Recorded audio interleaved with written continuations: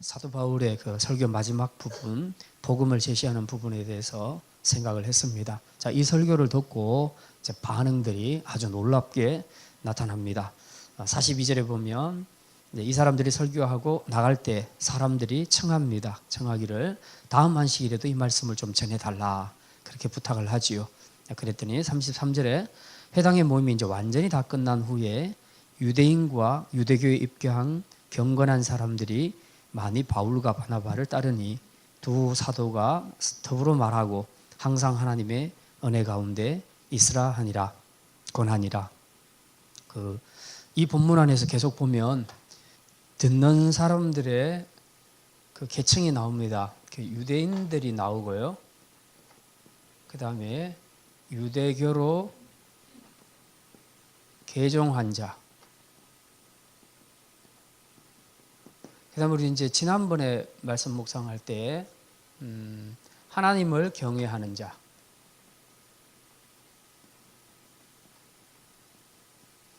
이런 내용이 나왔습니다. 근데 유대인에도 종류가 두 개가 있습니다. 우리가 그냥 유대인이라고 나오지만은 문맥을 이렇게 잘 보시면 유대인 중에서 복음에 대해서 수용하는 사람들이 있고요. 복음에 대해서 반대하는 사람들이 있습니다. 복음에 대해서 배척하는 사람들이죠.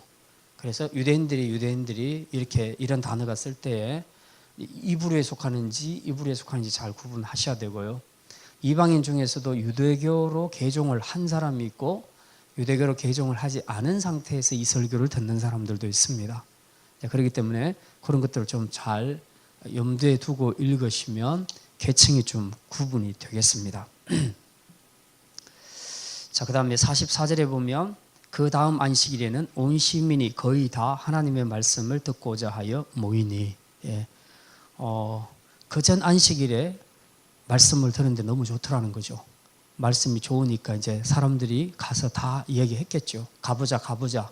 그렇게 해서 그 다음 주간에 안식일에 모일 때는 그 도시에 시민들이 거의 다 모였다 그렇게 얘기합니다.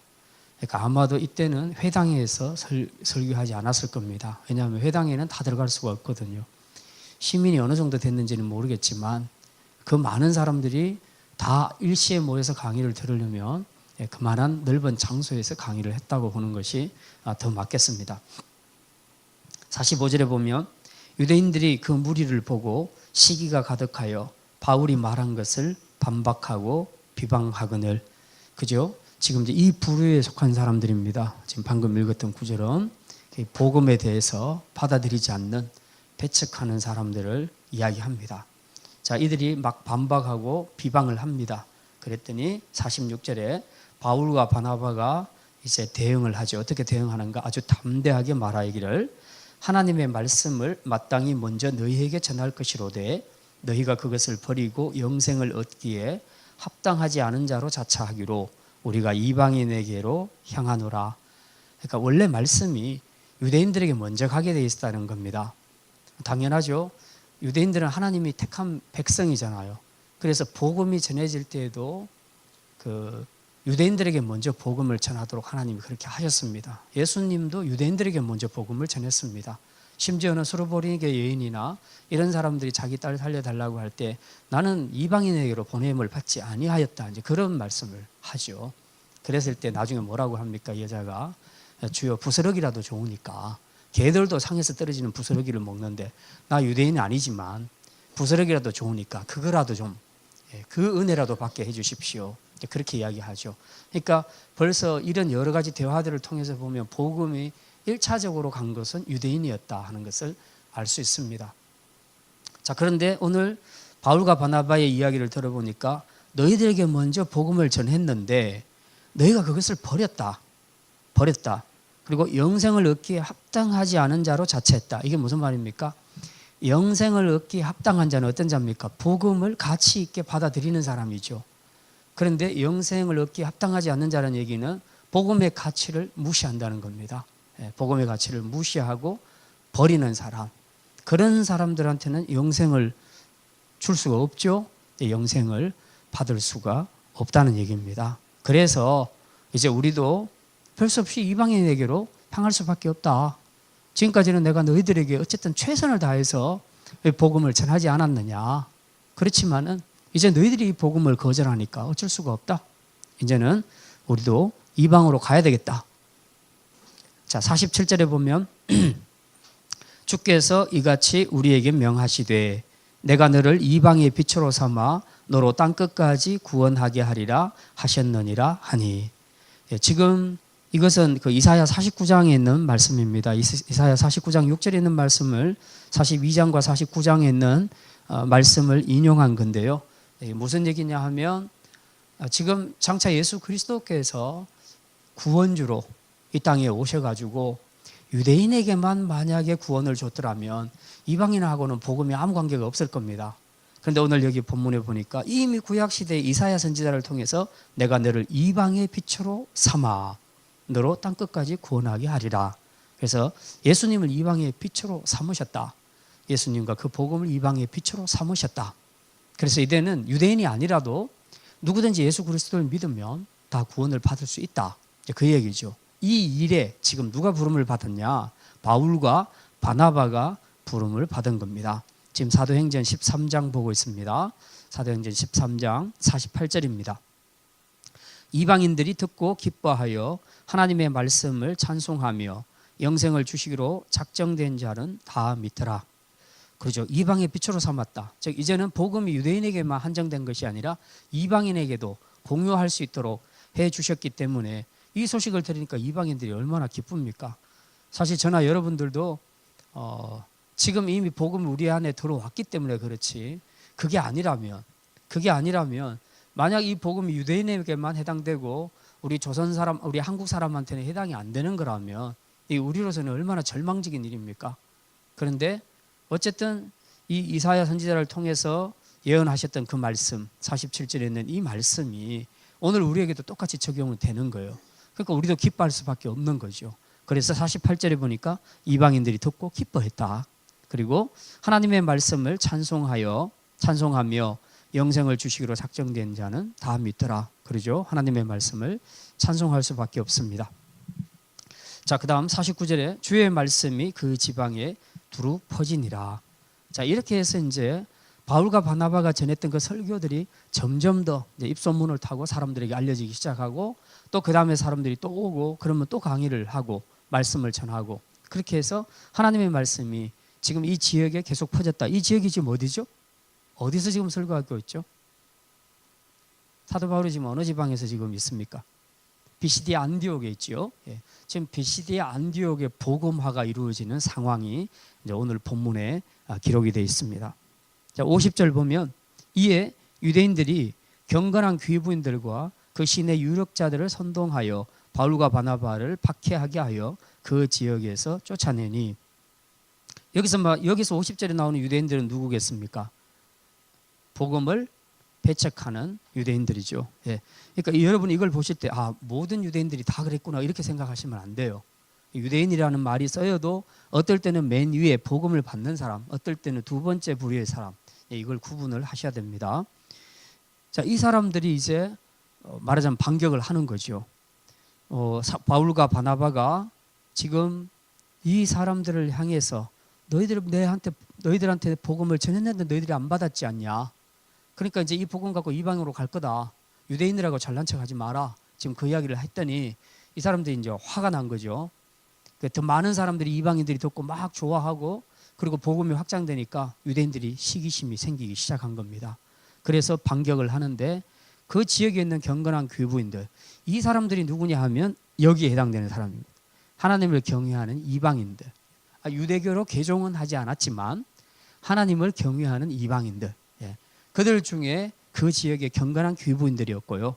그 다음에 시내 유력자들 이렇게 표현해서 좀 그런데 그 성 안에 있는 유지들 이렇게 표현하는 것이 더 좋겠습니다. 우리말로 표현하면 그 성 안에서 어떤 영향력을 행사할 수 있는 고위 관리들 이렇게 생각하면 되겠어요.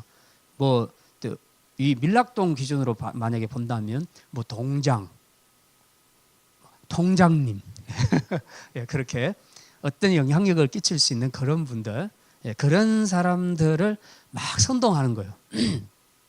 어쨌든 그 지역에서 영향력이 있는 사람이니까 이 사람들이 말하면 어떻게든 뭔가를 이룰 수 있다는 거죠. 그래서 계속 선동을 해서 저 사람 빨리 쫓아내라. 이러다가 우리 유대인들 이제 제대로 공동체가 세워지지 못하고 다 파괴되겠다. 이제 그렇게 생각을 하고 그 사람들을 계속 선동을 한 겁니다. 그래서 이 사람들이 이제 나서서 하는 바람에 바울과 바나바가 쫓겨나게 되죠. 50절에 보니까 쫓겨납니다. 51절에 두 사람이 그들을 향하여 발에 티끌을 떨어버리고 이고니온으로 가거늘. 발에 티끌을 떨어버린다. 우리가 발에 묻었는 거 탁 발로 한번 탁 치고 손으로 한번 탁 치고 먼지 티끌을 완전히 떨어버린다. 지금 이제 그 이야기는 보통 유대 종교에서는 이방인의 땅을 밟을 때에 이방인이 사는 땅을 밟을 때에 거기에 뭔가 부정이 있다고 생각을 합니다. 그래서 뭔가 부정이 묻은 것들은 그 땅에서 나올 때는 다 떨어버린다는 거죠. 다 떨어버리고 나온다. 그런 데서 그 관습에서 나온 건데요. 여기 이제 바울과 바나바도 지금 발에 티끌을 다 떨어버리고 왜? 복음을 안 받아들이니까. 복음을 안 받아들이는 자는 더 이상 이제 어떤 축복의 문이 열릴 수가 없다. 다 닫혔다. 그런 의미에서 이제 당신들에게 남은 것은 심판밖에 없어. 그래서 발에 티끌을 탁 떨어버리는 겁니다. 또 우리나라에서는 발에 티끌을 떨어버리는 관습보다는 재수 없으면 뭐 뿌립니까? 소금 뿌리죠. 예. 소금 뿌리는 그런 거죠. 일종의 이제 그런 행위라고 볼 수 있습니다. 유대 사회에서는 발에 티끌을 떨어버리는 이제 그런 일들을 했죠. 네. 그래서 다 떨어버리고 이고니온으로 갔습니다. 그랬더니 52절에 제자들은 기쁨과 성령이 충만하니라. 이제 여기서 말하는 제자들은 누구냐 하면 비시디아 안디옥에 사는 거주자들 중에서 바울과 바나바의 설교를 듣고 예수님을 영접한 사람들, 바로 그 사람들을 바로 제자라고 그렇게 이제 호칭을 사용하고 있습니다. 그 지역의 제자들은 이제 기쁨과 성령이 충만했다. 그러면 기쁨도 충만하고 성령이 충만했다는 걸 보니까 사도행전 2장에 있었던 예루살렘에서 모여서 그 성령이 오순절 성령이 임했을 때 그때 성도들에게 나타났던 그 현상과 똑같은 현상이 지금 여기도 나타나고 있는 겁니다. 그러니까 이제 성령의 역사가 복음이 전파되는 곳마다 아주 힘있게 나타나서 뭐 상황이 지금 복음을 박해하는 자들이 있든지 말든지 그런 거하고 전혀 관계없이 이들의 내면에는 복음으로 인한 기쁨과 성령의 충만함이 있었다. 지금 이제 그렇게 말을 하고 있습니다. 먼저 좀 우리가 기억해야 될 것은 왜 이 유대인들이 이렇게 배척을 하고 받아들이지 않았을까 하는 겁니다. 왜 그렇게 자꾸 배척을 했을까? 왜 바울과 바나바가 복음을 전할 때 처음엔 잘 들어놓고 나중에는 왜 이들이 나서서 자꾸 이 복음을 못 전하도록 그렇게 방해하는 일을 했을까 하는 겁니다. 왜 그렇게 했을까요? 뭐 때문에? 뭐가 문제인데요?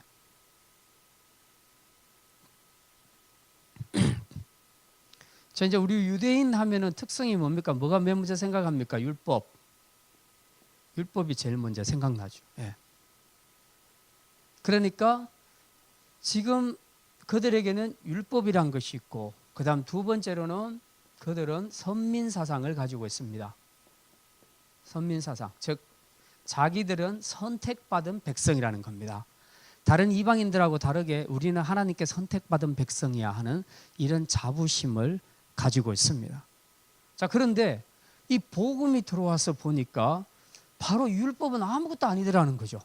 설교를 가만히 들어보니까 뭐 니네들이 율법을 지켜서 구원받는다 이런 얘기도 없고, 뭐 어쨌든 한 번은 거쳐라 이런 얘기도 없고, 그냥 바로 다이렉트로 율법에 설명한 모든 것들이 결국은 예수님이니까 예수 믿어라 이 이야기를 하는 거잖아요. 그러니까 지금 이 율법을 굉장히 중요하게 생각하고 있는 유대인의 입장에서는 율법이 정말 무가치하게 돼버렸어요. 복음 앞에서. 그러니까 이런 부분들에 대해서 이제 반감이 일어나기 시작을 한 겁니다. 이네들은 적어도 어떤 생각을 했냐 하면 예수님을 믿더라도 이제 이게 복음이죠. 예수님을 믿더라도 적어도 좀 유대주의자가 되라. 먼저 단계별로 유대주의자가 되고 그 다음에 예수를 믿었으면 좋겠다. 그래서 예수 믿는 절차가 유대교로 먼저 개종하는 것을 원했습니다. 그 사람들은 여기서 의미를 찾았던 거죠. 자기들의 이런 의미를 찾았다는 거죠. 이런 정체성을 강조하고 싶었던 겁니다. 그런데 바울과 바나바의 설교를 들어보니까 율법은 아무것도 아니거든요. 그건 구약 시대에나 의미 있었고 구약의 모든 율법이 지시하시는 것은 바로 예수님이었다. 다이렉트로 예수 믿으라. 그러면 너희가 구원을 받을 것이다. 그렇게 얘기하니까 이것을 붙잡고 있는 사람들이 어떻습니까? 정말 자기 쓸 자리가 없는 거죠. 네, 그래서 이런 반감을 가지게 됐고요. 그 다음에 이제 선민 사상에서 나온 게 뭐냐 하면 복음을 가만히 들어보니까 이방인들에게도 복음이 가더라는 거죠. 그러니까 자기들은 지금까지 특별한 민족, 선택받은 민족이라고 생각하고 그 자부심으로 지금까지 견뎌왔는데, 이겨왔는데 어느 날 보니까 복음이 유대인에게만 가는 것이 아니라 이방인에게도 똑같이 가더라는 거죠. 그리고 유대인이나 이방인은 아무 차별이 없더라는 거죠. 그러니까 기분 나쁜 겁니다, 지금. 자기들이 특별 대우를 받고 싶은데 복음 안에서는 특별 대우를 받을 일이 하나도 없는 거예요. 그래서 이런 것들 때문에 지금 이들이 반감을 가지고 있습니다. 더더군다나 오늘 아까 몇 절이죠? 거기 보면 그들이 시기했다는 말이 나오거든요. 예, 45절요. 45절 보면 시기했다는 말이 나옵니다. 예, 이미 이들은 유대교를 통해서 입지를 굳힌 자들입니다. 특별히 지도자들은 자기 입지를 굳혀놨습니다. 유대인의 회당이 지어져 있다는 얘기는 그 회당에서 율법을 강론했다는 얘기 아니에요. 그러면 그들의 모든 삶의 지표는 율법이 됐을 겁니다. 그랬는데 복음이 들어와서 이 회당에서 복음을 전하기 시작하니까 처음에 그냥 사람들이 좋다 할 때는 견딜만 했는데 그 다음에는 그 도시 사람들이 전부 다 모인 거예요.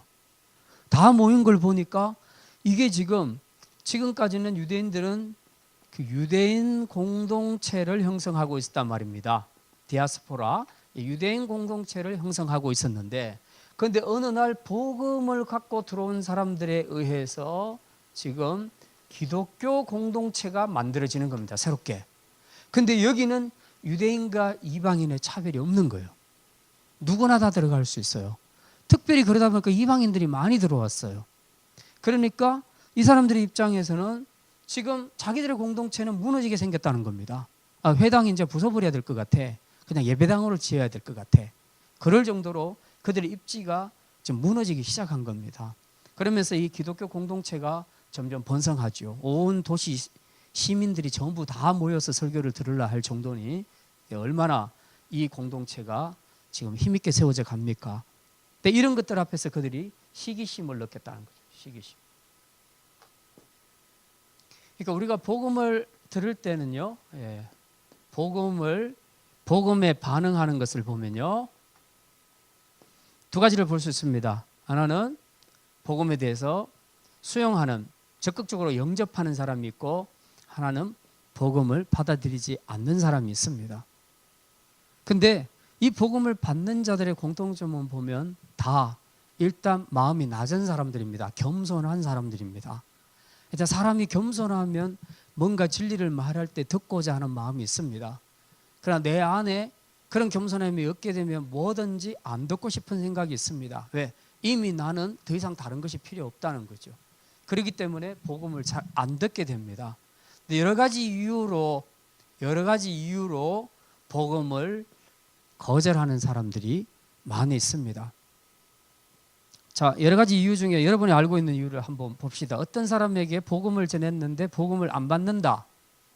그러면 어떤 이유로 안 받습니까?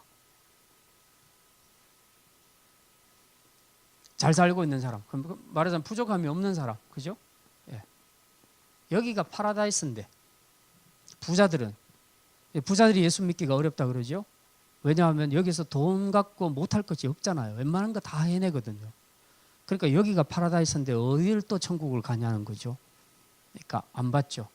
복음을 받기가 어렵습니다. 그래서 예수님이 부자는 천국 들어가기가 어려운데 차라리 낙타가 바늘구멍으로 들어가는 것이 더 쉽다. 그래서 여러분이 부자 안 된 거 감사하시길 바랍니다. 네, 부자였으면 예배당에 안 나올 사람들 많이 있어요. 자, 영적인 부분입니다. 이게 이제 종교인데 예를 들어서 집안 자체가 원래 불교 집안이다. 아니면은 원래 유교에 심취해 있는 집안이다. 아니면 또 다른 어떤 종교를 가지고 있는 그런 집안이다. 그러면은 이 종교가 완전히 그 집안에 뿌리를 내리기 시작하게 되면 복음이 들어가게 되면 당연히 거부 반응이 일어날 수밖에 없습니다. 당연하죠. 네. 불교 믿는 사람한테 전해 보십시오. 아, 그래요? 나 불교 버리고 예수 믿을게요. 이렇게 말하는 사람 잘 없습니다. 네. 지금 이미 자기 안에 이 불교라는 영향력이 자리를 잡고 있기 때문에 복음이 들어왔을 때, 들릴 때에 그것에 대해서 자꾸 이제 생각을 하게 되는 거죠. 지금 내가 가지고 있는 종교하고 다르다는 거죠. 일단 거기서부터 거부감을 느끼게 됩니다. 이게 이제 영적인 부분입니다. 종교의 영들이 다르기 때문에 그렇습니다. 그 사람이 나빠서가 아니고 이런 영이 다르기 때문에 이제 이런 거부감이 생길 수도 있습니다. 그 다음에 보통 이제 지식인들에서 많이 나타나는 것은 이제 철학, 사상,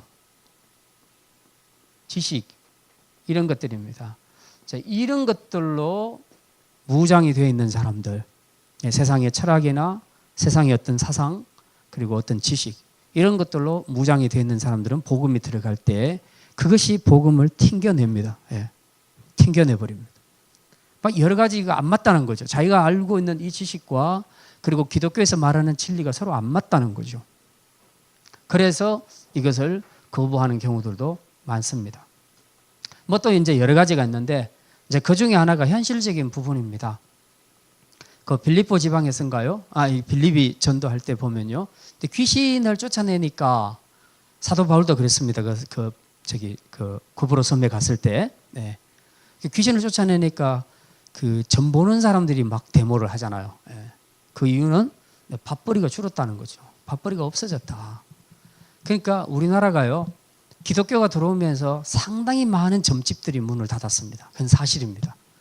그리고 이런 그 점 보는 거나 철학관 이런 것들이 많이 준 것이 사실이에요. 그게 전부 기독교의 영향입니다. 상당히 그렇습니다. 그러면 점 보는 사람들 입장에서는 기독교를 볼 때 기분 좋겠습니까? 안 좋겠죠. 일단 내 밥벌이가 안 되는데 사람들이 뭔가 불안해하고 그래서 자기를 자꾸 찾아와야 되는데 딱 기독교로 가서 하나님 앞에 엎드려 기도해버리니까 그 사람은 그게 다 돈이잖아요. 다 돈인데 자기한테 들어올 돈들이 이제 없어지잖아요. 줄어들으니까 화가 나죠. 그래서 이제 거부하는 경우들이 많습니다. 쉬게 하는 거죠. 예. 뭐 이런 이유만 있는 것이 아니라 여러 가지 있습니다. 이 모든 것들이 토탈로 해서 이제 우리 안에 이런 그 영적인 방해물들이 있습니다. 이것이 어떤 사람들은 조금 덜 굳었고 어떤 사람들은 아주 견고합니다. 아주 견고하면 그런 사람들한테는 복음을 진짜 100번 얘기해도 안 받아들여요. 그런데 어떤 사람들은 한 10번쯤 하면 받아들이는 사람들도 있거든요. 견고하지 않은 사람입니다. 그러니까 어느 요소가 되었든지 간에 이런 것들이 굉장히 견고한 진을 이루는 사람들이 있다는 거죠. 이 견고한 진을 이루게 되면 복음이 먹혀 들어가지를 않는다. 아무리 전해도 끄떡없습니다. 절대로. 저희 아버지가 76세 때 예수님을 영접하고 83세 때인가 돌아가셨는데 진짜 아버지 빼고 저희 식구들이 다 믿었거든요.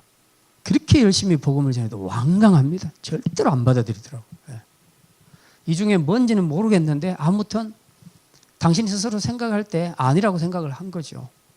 그런데 어느 날 이 견고한 진들이 무너지더라고요. 우리 기도를 통해서, 복음 전도를 통해서 무너지기 시작하니까 어느 날 복음을 전하니까 받아들이는 거예요. 그게 이제 언제가 될지는 우리는 몰라요. 그러니까 여러분의 가족들 중에서 아직 불신 가족들이 있을 수 있는데 이제 그런 사람들이 무슨 이유가 됐든지 간에 어떤 이유로든 안 받아들이는 영적인 어떤 견고한 진이 있단 말이죠. 그래서 이 영적인 견고한 진들이 깨질 수 있도록 무너질 수 있도록 우리가 기도하는 것이 굉장히 중요합니다.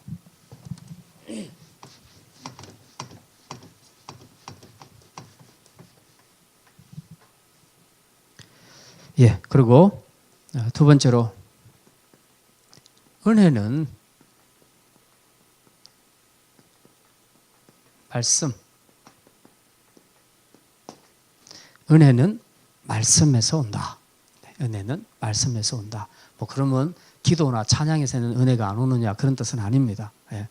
오늘 우리가 본문에 보면 42절과 43절에 보면 42절부터 44절까지 보면 비시디아 안디옥 사람들이 바울의 설교를 듣고 반응하는 것이 굉장히 호의적이죠.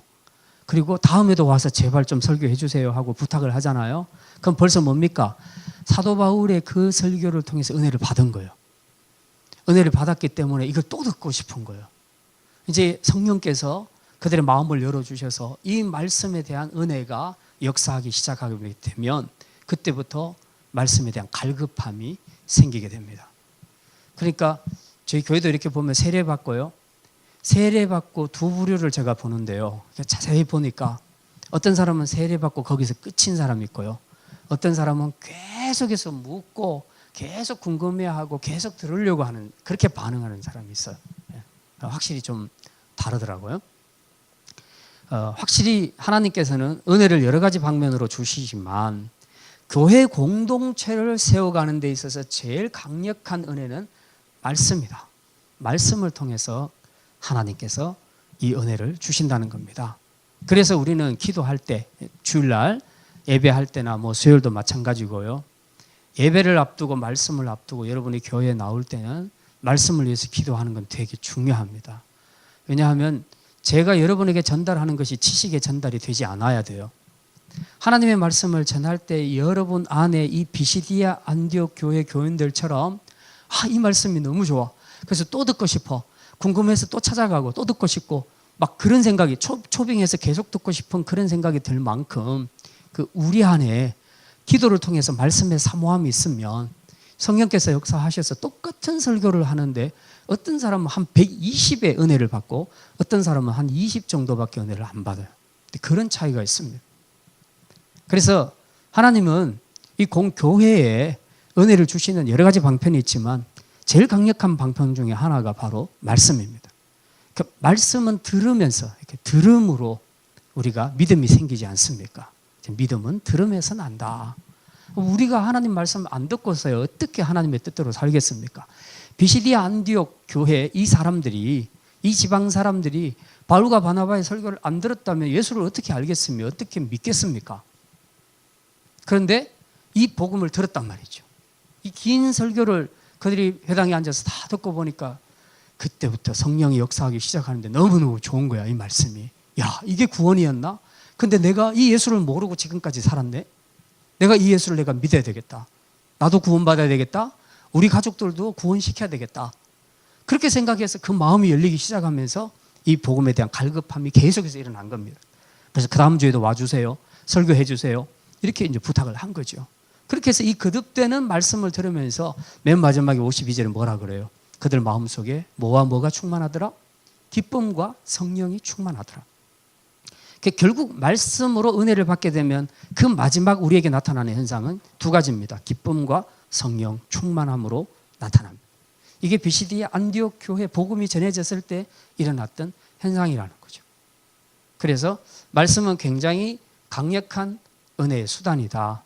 그래서 말씀을 전하는 자도 이걸 위해서 기도를 많이 하고 준비해야 되겠지만 듣는 자들도 이 말씀의 은혜를 위해서 기도하는 것, 또 집중하고 사모하는 마음으로 듣는 것, 이게 굉장히 중요하다 하는 것을 우리가 알 수 있습니다. 자, 그 다음에 보면 그 47절에 보면요, 주께서 이같이 우리에게 명하시되 내가 너를 이방의 빛으로 삼아 너를 땅끝까지 구원하게 하리라. 그 다음에 또 46절에 보면 중간쯤 보겠습니다. 먼저 하나님의 말씀을 마땅히 먼저 너희에게 전할 것이로되 너희가 그것을 버리고 영생을 얻기에 합당하지 않은 자로 자처하기로 우리가 이방인에게로 향하노라. 예. 복음은 차별이 있다 없다? 예. 차별이 없습니다. 차별이 없습니다. 이 당시에 유대인들은 항상 모든 것은 자기들이 우선이야. 자기들이 우선돼야 돼. 그런데 어느 날 복음을 전하는데 유대인이나 이방인이나 아무 차이가 없거든요. 그러니까 좀 기분 나쁜 거야. 기분 나쁜 거죠.